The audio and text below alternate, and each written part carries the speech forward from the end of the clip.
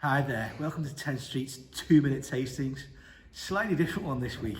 I had the pleasure of talking to a young winemaker near Cape Town the other day, young JD, and we recorded a little interview about his two wines that we stock on our website, the Coterie. We've got a white and a red.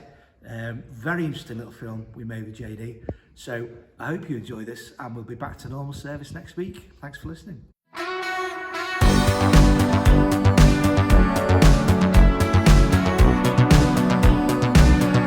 Hi there, it's James Wilson with 10 Streets Wine, and today I've got with me my new friend JD, who's coming from South Africa this morning, a very sunny and warm South Africa, cold Liverpool here, and we're going to have a little chat about two of JD's wines that we stock. We've got the red, sorry, that's the wrong one, yes, the red, the Cabernet Franc and Malbec, the Coterie, and JD's white, which is the Semillon and Sauvignon Blanc. So, JD, morning. How are you? Well, good and you, James. Oh, good. So, our customers are really interested in the story of our wines and the wines that we hold. So, could you tell us a little bit about your story and how you came to make these beautiful tasting wines that we've got here today? James, I think it goes back to I was born on a wine farm actually close by in Paul. So my mother always told the story while my father was making wine. While she was carrying me, she was helping my father doing punch downs at the winery. Ever since I was little, I wanted to be a winemaker. Where other boys wanted to be a doctor or a firefighter, I wanted to be a winemaker from a small age. So I grew up here. Then I joined the team at Wildeberg about 4 years ago to start this journey. So we're still a new winery in Franschhoek in South Africa. So it's quite exciting to start from the beginning to be part of this. So the 2018 was our first vintage, the 2018 wines, and we are quite excited about the 2020 we are bottling in the next few months. Right, okay. And how did you come to choose the grapes that you grow? So our whole philosophy, I think, when we started off with Wildeberg, was not to try to make another Chenin or another Sauvignon or another Shiraz. It was literally, first of all, to plant what belongs, not what we think is just commercially. So really to plant what belongs. And also we work with vineyards outside of Franschhoek that we fell in love with over the last few years that really we want to express and really give them a voice in a bottle. So that's why all the wines is dictated by the vineyards and not the other way around sometimes, sadly, what happens, yeah. Okay. And in terms of the vineyard itself, is there any sort of special characteristics in terms of, are you on steep slopes or? Yes, Wildeberg is actually a farm, like I said, in Franschhoek. So it's about 144 hectares, right, but it's literally a piece of a mountain. So we can only plant 10 hectares max in the next few years. So it's a piece of the mountain. So we're about 350 meters above sea level. So we look down into the valley of the beautiful valley of Franschhoek. Yeah. So very rocky. I remember when we started planting, we literally took half a mountain out of the ground just to plant the small vines. So it's quite exciting, but it's tough work. Okay. And where did you get the vines from that you planted? The small wines, so we work with the nursery in Wellington, which is about 40 kilometers. So there's a small nursery there where we get the wines from. Yeah. Great. Okay. So can we talk about the wines in turn then? So in terms of the red, the Cabernet Franc and the Malbec, what is the vinification for that, and how do you put it together?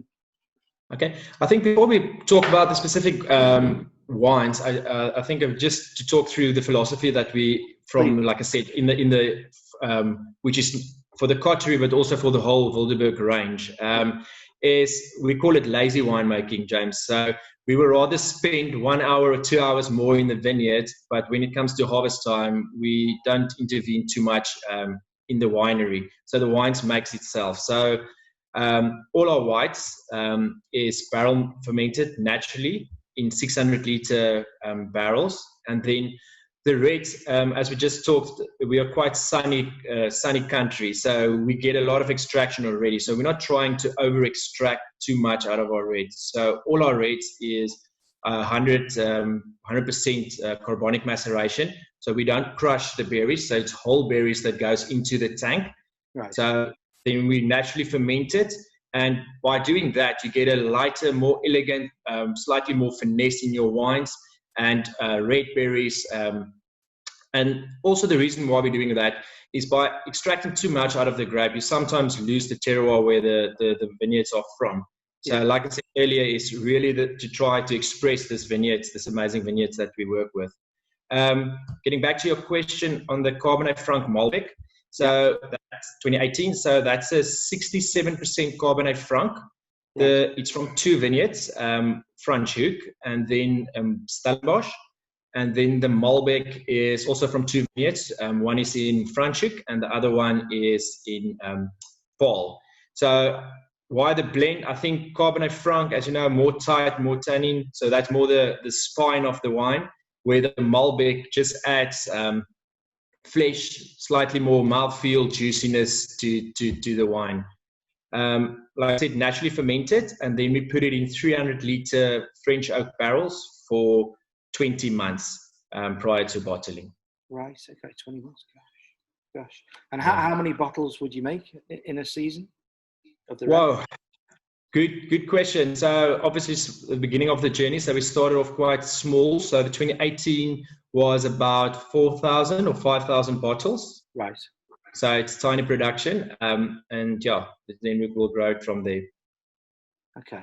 And so maybe we could get into tasting a little bit of the Yeah, so sure. I've got some. We've let it breathe here. Right. Myself. It's a lovely colour. Yeah, like I said, even if we when we make the wine, we only do a pump over once a day. So with that also, we're not trying to extract too much out of the grapes. It's just for more natural color, more natural balance in the wine. Okay. So when you taste it, you can tell me if we succeed in what we're trying to achieve. So for me, more almost cigar box from the Cabernet Franc, more red berries, juiciness from the Malbec. It's got a lovely aroma, just really hitting me on the nose. That lovely. Okay. It's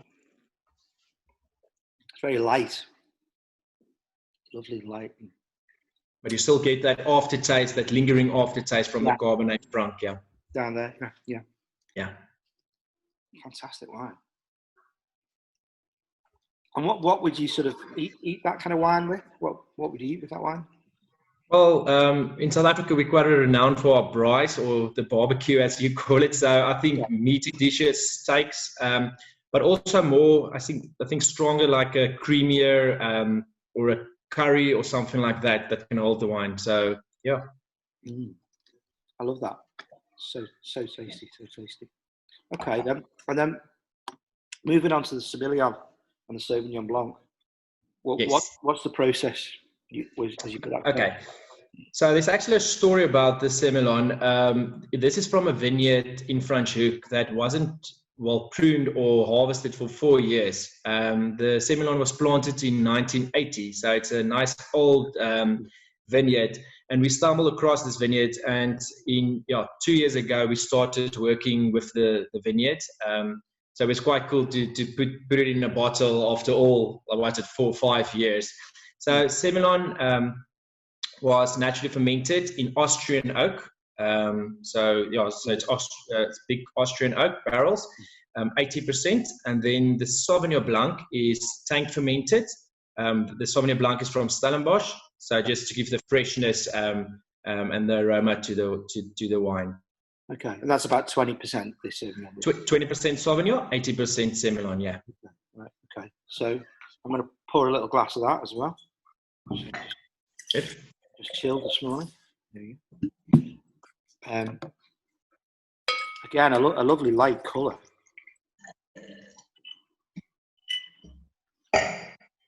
So I did have a little glass of this last night as well.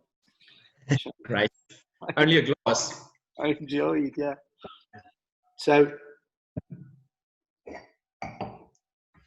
it's quite. So So here for me, like you get the typical Sauvignon Blanc flavors on the nose. You get almost gooseberries, but also what we like about our Semillon, it's got more minerality, more like almost like a chalky finish, where the Semillon gives you the structure, the texture on the palate, and almost like a lanolin feel on the aftertaste.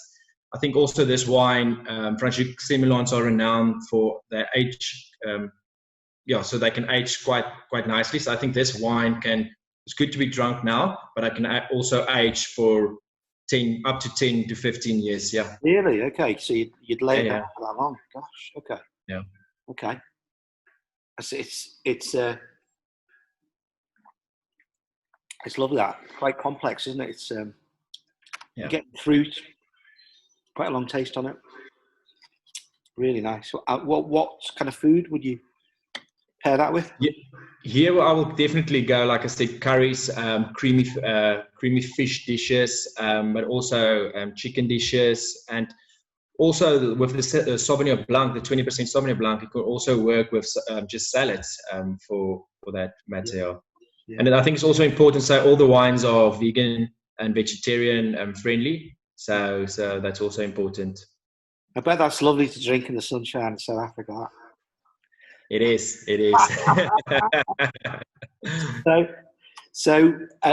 They're beautiful wines. Those. What's in terms of the vineyard itself?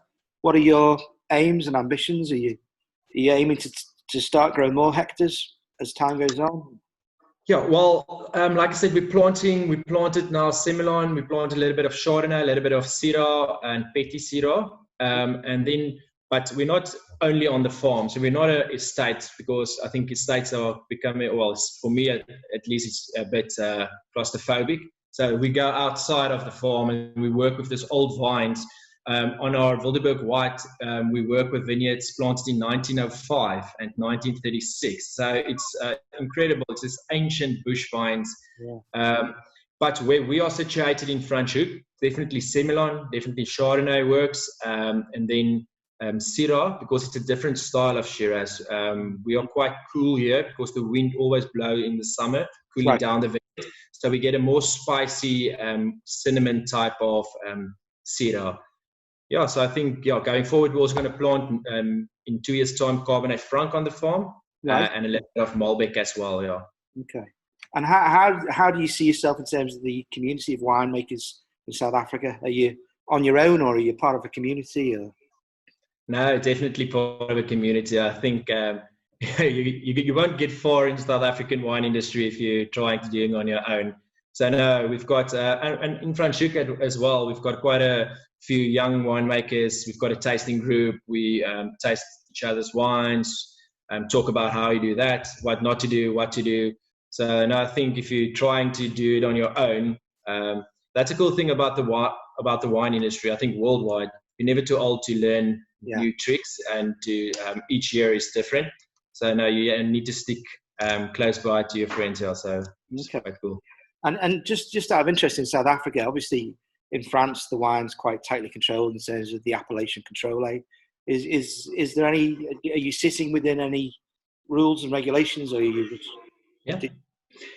Yeah, so we call it the wine of origin system. So if you look at the coteries that you've got, so that's coastal region. So what means coastal region is you can take from start at the top. So if you want to call it Franschhoek, obviously all the vineyards must be from Franschhoek. If you want to call it Stellenbosch, but if you blend Franschhoek and Stellenbosch, it becomes coastal. So if that makes sense. So if you take two villages and you blend it together, it becomes coastal.